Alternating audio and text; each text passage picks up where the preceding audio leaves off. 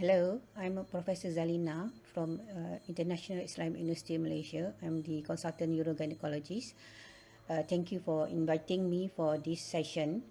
So today I'll be talking on the conservative management of pelvic organ prolapse. This is the outline of my topic today. So I'll be touching on the lifestyle intervention, pelvic floor muscle training, PFMT, vaginal pessaries, and I will show you few case series.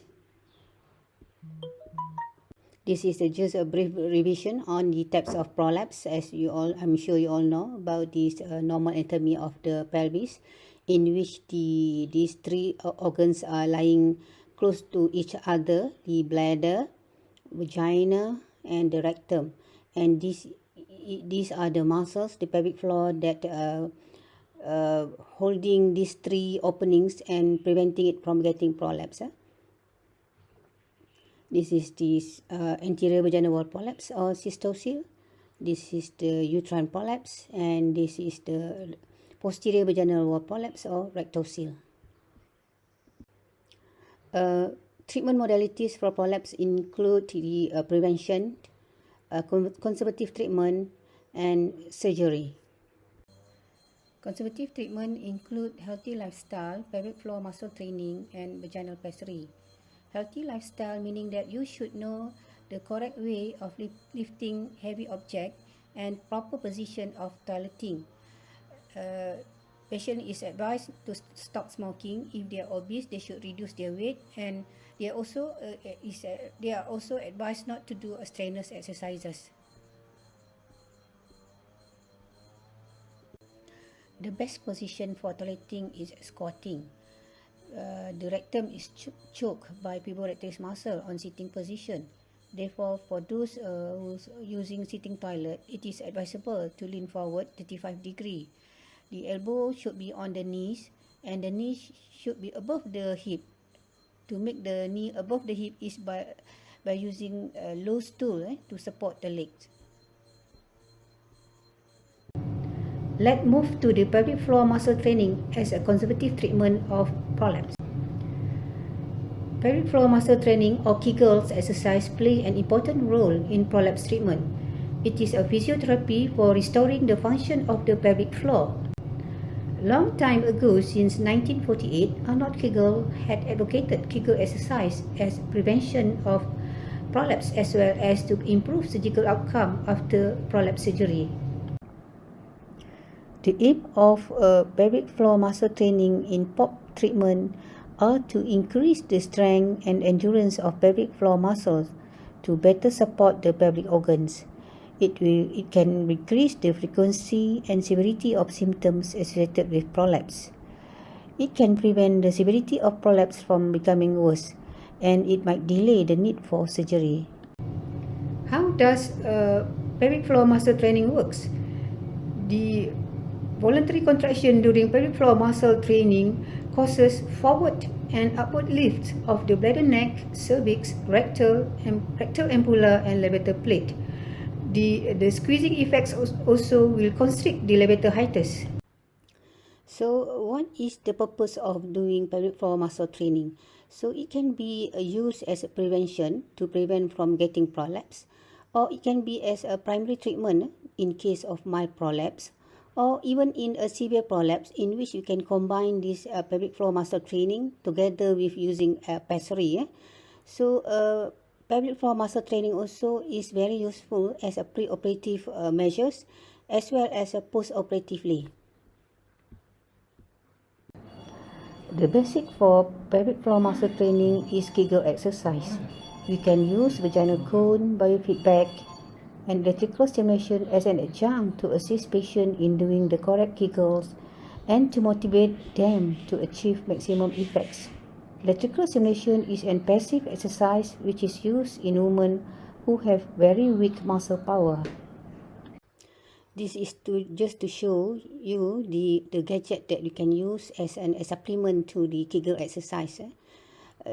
Kegel is the basics things to do, but to enhance the Kegels, we can ask patient to use a cone, vaginal cone, In those who has no very weak muscles power, they cannot do active exercise, so can advise them to use electrical stimulations. Once the pelvic floor once they're able to do exercise on their own, then they can do a normal Kegel. And we also have this biofeedback or Eurosteam, which is another.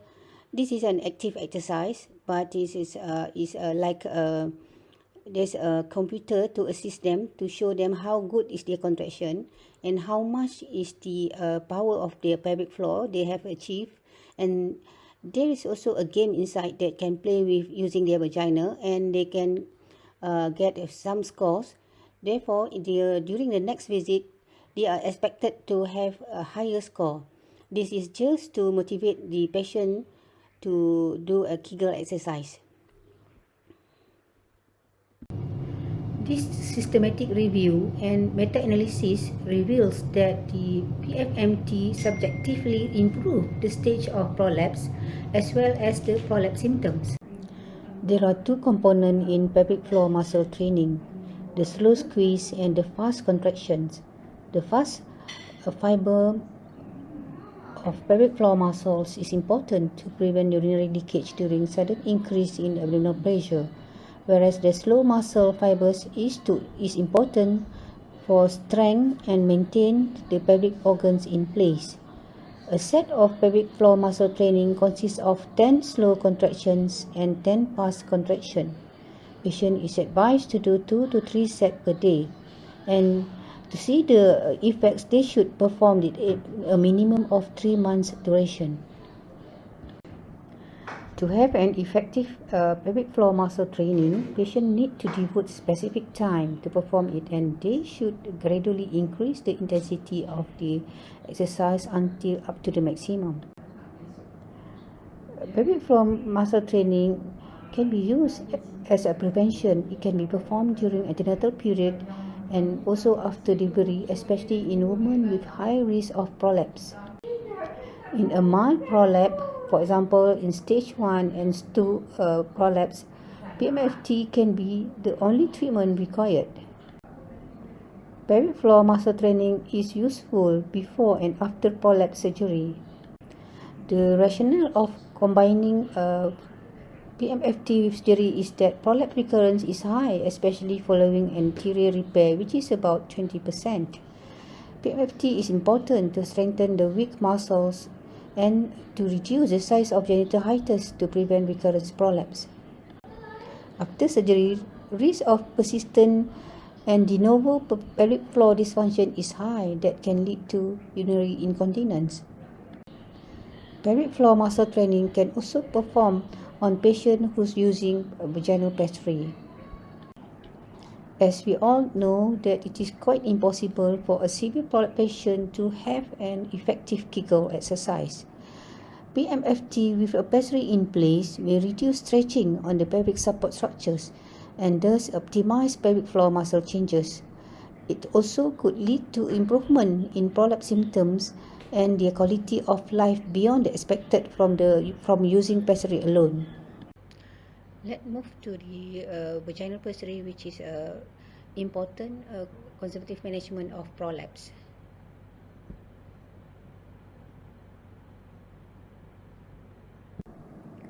Pessary is usually made of silicone, latex, and PVC. The medical grade silicone is the best material which provides longer shelf life. It has lack of auto absorption. It has the ability to be boiled or autoclave, and it is non-allergic in nature. Whereas PVC is a bit stiff and it easily change color. Pessary can be divided into two categories, which are supportive and space filling.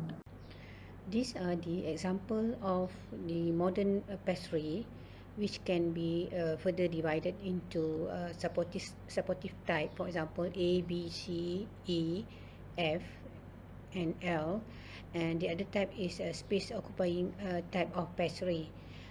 The pessary which is commonly used is the ring pessary, which is G, and especially is useful in all type of prolapse. For a severe prolapse which fail ring pessary, we might try on the space occupying pessary, which is commonly used is a Gellhorn pessary, which is K. Other types of pessary is N, which is donut, M is inflatable, which is made of rubber, and H is cube. Yeah? For those with only isolated cystocele or rectocele, we can try to use the Gerang type, which is D. This diagram is to illustrate how the support pessaries works. It forms a spring mechanism or support shaft. The pessary is lie along the vaginal axis. The posterior compartment is sitting in the posterior vaginal fornix, whereas the anterior compartment coming to rest just under symphysis pubis. Gellhorn is an example of a space-filling pessaries. It acts by creating suction between the device and the vaginal wall, so it's occupying a space larger than the genital hiatus. Therefore, coitus is not possible in this type of pessary. So these are the indication for pessary use. Patient can use it as a primary treatment as long as they are comfortable with it, regardless of the age of the patient, severity of the prolapse. As long as they are happy with pessary, it can be used as a primary treatment. Pessary also can be used as a diagnosis and as a pre-operative evaluation of a patient with prolapse prior to surgery. And if the surgery have a long waiting list, so we can put in pessary to reduce the problems, like for example incomplete voiding while waiting for surgery.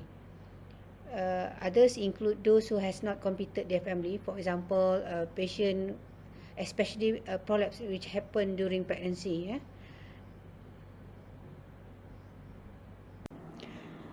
Vaginal pessary is contraindicated in those who have allergy to pessary material, for example rubber. Acute vaginal infection is contraindicated for pessary use. We cannot offer pessary to women who are non-compliant. They should be able to come for regular follow-up to have a thorough examination. Pessary should not be inserted in a very severe vaginal atrophy or vaginal dryness. We need to prepare them first prior to the incision by using this estrogen cream. This is important to avoid the complication of ulceration. Before putting in the pessary, we need to have a patient's detailed history, examine them properly, including assessment of pelvic floor muscle strength, severity of the prolapse, specific defects of the pelvic floor, and health of the vaginal epithelium. How to choose pessary is by selecting the appropriate types and shapes. We should use the largest size that fit patient comfortably. The pessary should not dislodge during Valsalva and ambulation. Revision of pessary is needed as woman ages. There are two basic approaches on how to choose the pessary, which is based on what are the specific prolapse, or just use the same pessary for all types of defect, for example ring pessary. To get a proper size of pessary is by trial and error. Normally we use a tester kit to test on patient. The size estimation of pessary can be made by measuring vagina with a diameter using index and middle finger, as shown in the diagram. Pessary tester kit is very helpful in determining the exact size of pessary. Patient is fitted with this tester pessary first before putting in the real pessary. Prior to pessary insertion, we should instruct our patient to empty their bladder. Then we should check the vaginal length and the caliber of the vagina by doing digital examination. This is to have estimation of the proper size of the pessary. It is advisable to use a dry glove and use the water-based lubricant at the tip of pessary. This is to avoid the being slippery during insertion. Then check whether the pessary is in proper position and is well fitted. A well fitted pessary is that when we are able to insert our one finger in between the pessary and vaginal wall. After the pessary is in place, ask patient to bear down, cough, sit, stand and ambulate. Patient should make an attempt to avoid to make sure no urinary obstruction and pessary does not drop. Follow up after a week or two after the first insertion. If they are comfortable with pessary, next follow up will be in 3 to 6 monthly interval. Pessary is considered successful inserted if prolapse is reduced above the hymen. Pessary do not expel during Valsalva maneuver, for example, walking, coughing, and defecation. Patient feels comfortable. They are not in pain and they are not aware that they are using the pessary. It does not interfere with bladder or bowel opening, and it doesn't cause any unwanted bladder leakage. During follow-up visit, we have to assess the urinary, bowel, and any sign of infection such as vaginal discharge and bleeding for the ulceration. Perform the speculum examination to look for sign of infection and ulceration, especially over the posterior fornix. If the pessary is intact and it does not change color, just clean it with water and soap, then reinsert. Pessary usage is extremely safe. It can cause discomfort if too tight, expulsion if it is too loose. Ulceration is quite common, but fistula is a very, very rare situation, and it is mainly due to a non-compliance.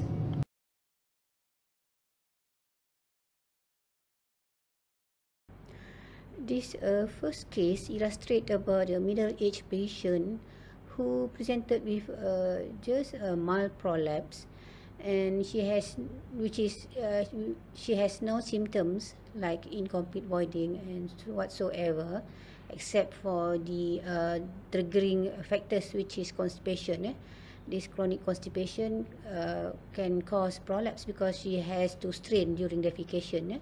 So in this case, how would you manage this patient? Okay, I would just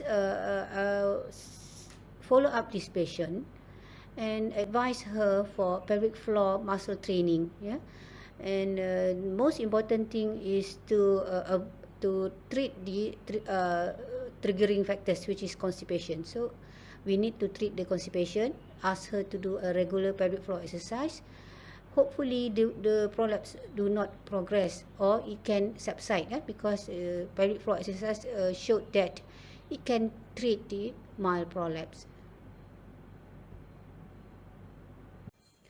This is an unfortunate young lady who presented with prolapse because of the congenital muscle weakness. She is symptomatic and she has incomplete voiding as well as stress urinary incontinence. So in this case, conservative treatment is the most suitable because she is still young. If we do surgery, the chance of recurrence following surgery is very high. So stress urinary incontinence can be treated concurrently with prolapse by using ring pessary with knob. So pessary is inserted with the knob lying below the urethra. Pelvic floor muscle training might be useful, but I don't think it's the things which can really improve her problems. This is to demonstrate a young lady who presented with prolapse, predominantly level 1 or intrusive, as well as high posterior vaginal wall prolapse. This is because of these severe ascites, which are pushing down the bowel out. So while waiting for her medical condition to settle, as a temporary measure, she was put on vaginal pessary. Ring pessary initially was failed because of this severe prolapse. Therefore, she was put on a gel horn pessary. Gel horn actually is not suitable for patient who is sexually active.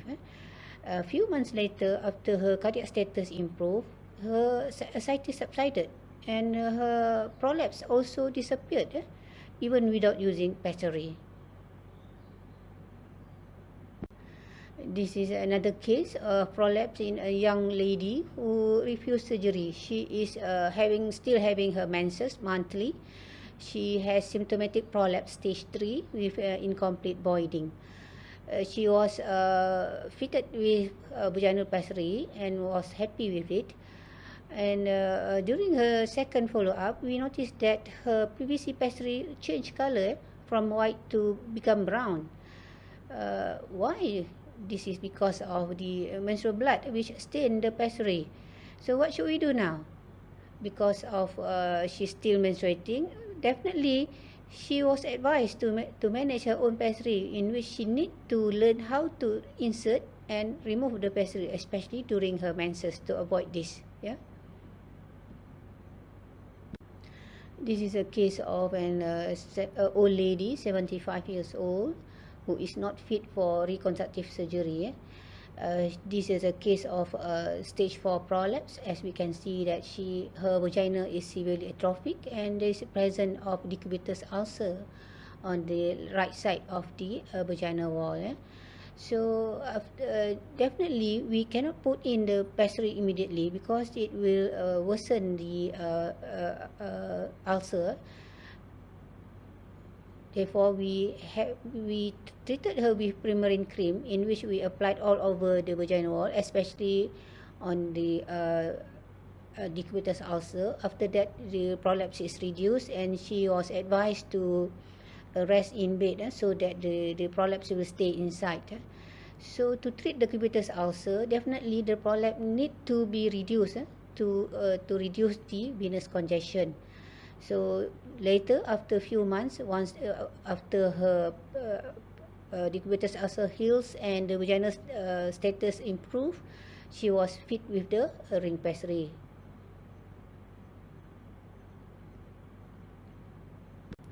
This is to demonstrate complicated cases who is not fit for surgery, neither normal usual pessary. Yeah. Initially, she was inserted on ring pessary and failed. Then she was subject to gel horn pessary. It also failed to reduce her prolapse.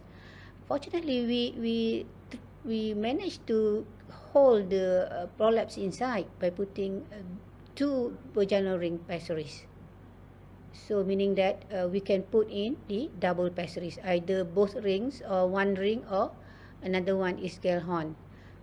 The other thing we can do is that for those who has vaginal wall which is genital hiatus is widely open, we can just do perineurography to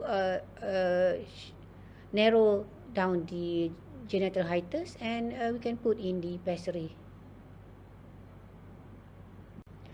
This case is just to illustrate the common complication of pessary, which is vaginal ulceration. You could see the ulceration all over the vagina, mainly over the posterior vaginal wall.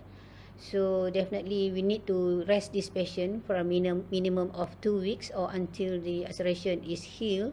Then we can reinsert back the pessary. Finally, I would like to share a case that I have presented during the 44th AUGS Ayuga meeting in Nashville 2019. Patient is a 62-year-old Chinese lady who has 5 children. She's a case of postmenopausal and was first seen in August 2016. She came in with a stage 4 prolapse. She presented with vaginal mass for the past 20 years, which was gradually increasing in size, irreducible on lying position. She also complained of urinary symptoms such as frequency, nocturia, incomplete voiding. However, there was no stress urinary incontinence. As for bowel symptoms, she has no constipation, and she has to reduce the prolapse, or what they call is digital splinting, in order to pass motion. The risk factors in this patient, she's being multiparity, para 5, and she has vaginal deliveries, and she works as a rubber tapper, which involved in lifting heavy objects. Yeah? She is married but not sexually active, and she's a non-smoker. So as I mentioned, she's a normal sized lady with showing the vagina was atrophic with no ulcer, and we could see that there's a loss of vaginal rugae on the prolapse, and other systems were normal. So she was subject for surgery 3 months later, in which she had a vaginal hysterectomy, pelvic floor repair, and sacrospinous ligament fixation done on her. So these are the POPQ intraoperative findings. Unfortunately, 3 months later after the surgery, she came in with a recurrence in which she was found to have cystosis stage 2, but there's no other recurrence of other types of prolapse, and she has no urinary and bowel symptoms. The prolapse becomes severe the following year, and because she was still doing her normal job, which is weight bearing activity, which is rubber tapper. So in view of this, she was treated conservatively. She was put on the gel horn pessary, and together with the ring pessary, which is double pessary, because single pessary cannot reduce the prolapse. So she came for regular follow-up every 4 to 6 monthly. So during follow-up, she had intermittent foul-smelling discharge. Therefore, she was stressed intermittently from the pessary. Unfortunately, she had an impacted pessary. The gel horn pessary was turned upside down. The knob was facing the rectum, almost perforate the rectum. So she was brought into the operating theatre to remove the pessary. So in view of the complication of the pessary, and the prolapse persists despite of double pessary, so she was advised to have a second surgery, in which she had undergone sacral colpopexy, open sacral colpopexy using the titanium mesh. She was well post-operatively, even though she's still having a stage 2 cystosil, and at the same time she was advised to do pelvic floor muscle training. Again, unfortunately, 5 months following the second surgery, which is sacral colpopexy, even though she's not no more doing heavy lifting, she again experienced stress urinary incontinence occasionally, and the prolapse become severe. She has bought prolapse stage 3, predominantly cystosil, and therefore she was managed with ring pessary size 65. Again, she developed ulceration on pessary with a vaginal infection. So we rescued her from pessary and treated with Primarine creams and antibiotics.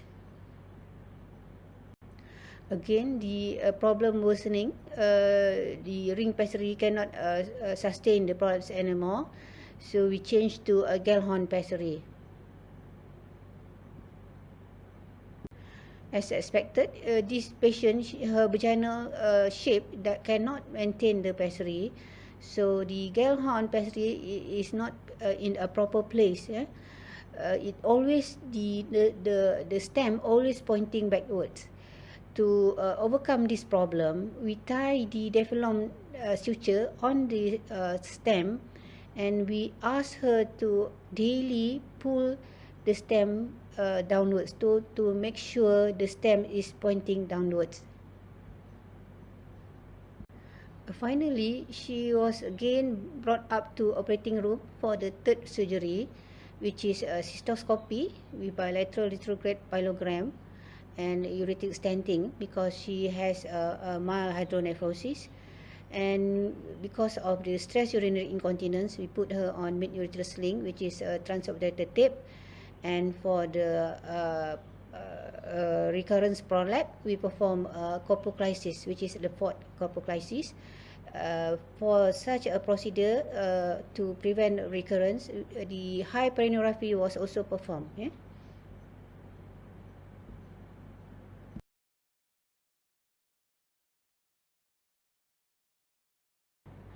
Finally, her problem settled after we did a corpoclysis. This is the photo of her bowel prolapse prior to corpoclysis, and this is a post corpoclysis. So this surgery was done about 2 years already, and she is currently well and no prolapse, and she's keep doing the pelvic floor exercise. So finally, before ending this talk, I would say that what we do for ourselves dies with us. What we do for others and the world remains and is immortal. These are the two books I wrote, which is available online. First is the pelvic organ prolapse, and the second book is vaginal pessary. Especially books on vaginal pessary, it is very useful not only for the doctors but as well as for the supporting staff, because supporting staff also can manage pessary as our patient.